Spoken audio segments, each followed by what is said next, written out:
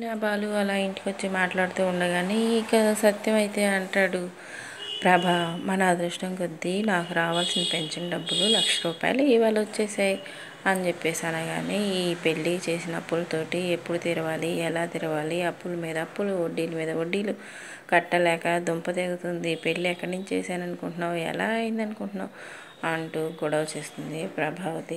₹1,00,000 అనగానే కళ్ళల్లో మెరుపులు చూడు ఎలా వచ్చాయో, ఏళ్ళిరిగినోడు చూడు ఎలా వస్తున్నాడు, ఉరుక్కుంటా ₹1,00,000 అన్నట్టుగా అని చెప్పేసి అంటే, ఇక మనోజ్ అయితే నేను వచ్చింది వాటర్ కోసం డబ్బుల కోసం ఏం కాదు అని చెప్పేసి అంటాడు. నీ నంగనాటకాలు ఎవడికి తెలియలేరా అని చెప్పేసి అంటాడు బాలు అయితే. బాలు కాస్త మర్యాదగా మాట్లాడు అని చెప్పేసి అంటంతో, నీ మొగుడు అంత పెద్ద ఘనకార్యాలు చేయలేదమ్మా నేను మర్యాదగా మాట్లాడటానికి అని చెప్పేసి అంటాడు. ఆ విధంగా ఇక ప్రభ వాళ్ళ ఆయన అయితే మాత్రం, ప్రభ ఎప్పుడు చేతుల డబ్బులు వచ్చినా కూడా తెచ్చి నీ చేతిలోనే పెడుతున్నాను కదా, ఇవి మాత్రం నేను ఏం చేసుకుంటాను చెప్పు, ఇవిగో నీ దగ్గరే ఉంచు అని చెప్పేసి అంటాడు సత్యం అయితే. ఇక ఆ డబ్బులు తీసుకొని ప్రభావతి మొహం అయితే మాత్రం బాగా వెలిగిపోతుంది. అలా వెలిగిపోగానే ఈ డబ్బులతోటి ఎట్లా అన్నా కానీ కాస్త కూస్తో అప్పు తీర్చాలి అని చెప్పేసి అనుకుంటుంది. వడ్డీ అన్నా కట్టాలి సేటుకి, లేదంటే నడిబజట్లు పెట్టి వేలం వేస్తాడు అని చెప్పేసి అనుకుంటూ ఉంటుంది. ఇక అయిపోయిందా సంఘసేవ అంటంతో, అయిపోయింది. ఏం చేశారు ఏంటి నాకేమీ అర్థం కావట్లేదంటే, అదే నాన్న మీనాకి నల్లపూసలు గుచ్చేటప్పుడు వచ్చిన ఆమెకి హెల్త్ బాగాలేకపోతే హాస్పిటల్లో జాయిన్ చేసి చూయించాము, దాని గురించి ఏం గొడవ చేస్తుంది, ఆమె ఏమో చెప్పపెట్టకుండా వెళ్ళిపోయింది. నాయనమ్మ వాళ్ళ పక్క ఊరే అని చెప్పేసి అన్నారు కదా, అందుకని చెప్పేసి అంటున్నాను అని చెప్పేసి అంటాడు బాలు. అంటంతో, మంచి పని చేశారురా మొత్తానికైతే మాత్రం. అమ్మకి ఫోన్ చేసి ఆవిడకి హెల్త్ ఎలా ఉందో కనుక్కోమని చెప్దాంలే, మీరేం కంగారు పడాల్సిన పని లేదు అని చెప్పేసి అంటే, సరే నాన్న అని చెప్పేసి అంటాడు బాలు. ఆ విధంగా వచ్చేసి కాసేపు గొడవ జరిగిన తర్వాత ఇక బాలు అయితే మాత్రం, నేను బాడికి వెళ్ళొస్తాను నువ్వు జాగ్రత్త అని మీనాతో చెప్పి వెళ్ళిపోతాడు. ఇక మనోజ్ అయితే మాత్రం అమ్మ దగ్గర ₹1,00,000 ఎలా కాజేయాలి, ఏదన్నా జాబ్ తీసుకొచ్చుకోవాలి ఆ ₹1,00,000తోటి అని చెప్పేసి చూస్తూ ఉంటాడు.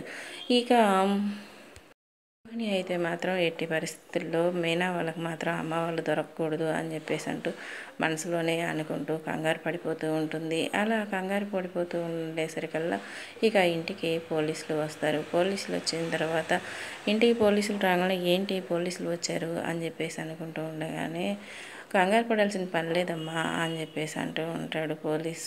ఎందుకు కంగారు అని చెప్పేసి అంటే, బాలు ఏమన్నా మళ్ళీ పనికి పని చేశాడేమో అందుకే పోలీసులు ఇంటికి వచ్చారేమో అని ప్రభావతి కంగారు పడుతూ ఉంటుంది. అలాంటిది ఏం లేదమ్మా, మేము మనోజ్ కేసు విషయంలో వచ్చాము అంటంతో, ఇక రోహిణి ప్రభావతి అయితే మాత్రం ఉలికి పడతారు. ఏంటి మనోజ్ కేసు విషయం ఏంటి, అసలు ఏమైంది సార్ అని చెప్పేసి అడుగుతుంది. ఇక రోహిణి అయితే మాత్రం అలా అడగగానే, ఇక కంగారు పడాల్సింది ఏం లేదమ్మా, మీ ఆయన దగ్గర మోసం చేసి తీసుకొని పోయిన డబ్బులు విషయం ఎటు తేలలేదు, అందుకే వచ్చాము అంటంతో, ఓ అవునా, ఆ అమ్మాయి పేరేంటి, ఆ అమ్మాయి కువైట్లో ఎక్కడ ఉంటుందో నీకేమన్నా తెలుసా అని చెప్పేసి అంటంతో, నాకు అసలు ఎటువంటి విషయాలు తెలియవండి, ఆ అమ్మాయి 40 లక్షలు తీసుకొని రాగానే బ్యాంకులో డబ్బులు ఆ అమ్మాయి పేరు మీద డ్రా చేసుకొని వెళ్ళిపోయింది అని చెప్పేసి అంటాడు మనోజ్. ఇప్పుడు ఎన్నాళ్ళు అవుతుంది ఆ అమ్మాయి వెళ్ళిపోయి అంటే, దగ్గర 10 నెలలు అవుతుందండి అని చెప్తాడు. ఇక ఆ విషయం మీద పోలీసులు మాట్లాడుతూ ఉండగా మీనా ఇంట్లో నుంచి బయటకు వస్తుంది.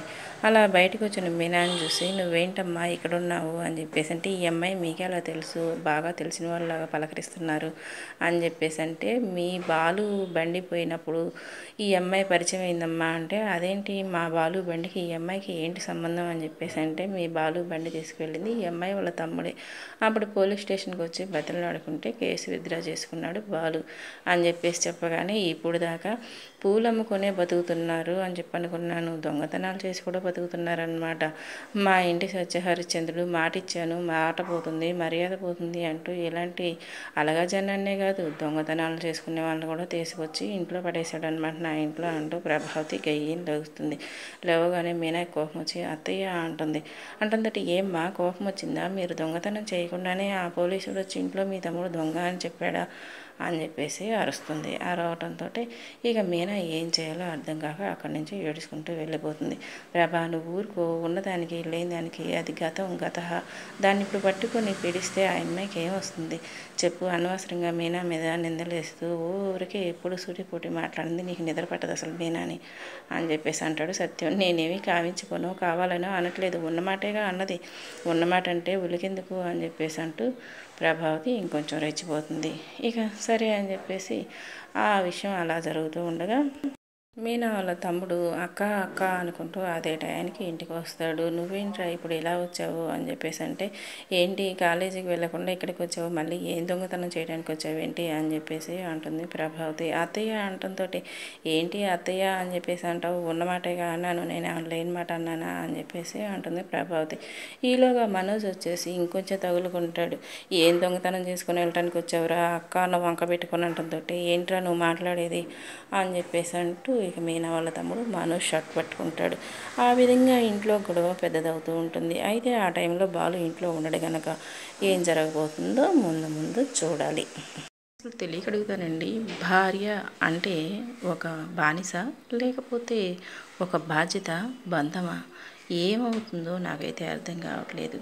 ఇంట్లో ఏ పని చేయాలన్నా, బయటికి ఎక్కడికి వెళ్ళాలన్నా భర్త పర్మిషన్ తీసుకోవాలి, అత్తమామల పర్మిషన్ తీసుకోవాలి, వాళ్ళు చెప్పిన టయానికి కంపల్సరీగా ఇంటికి వచ్చేసేయాలి.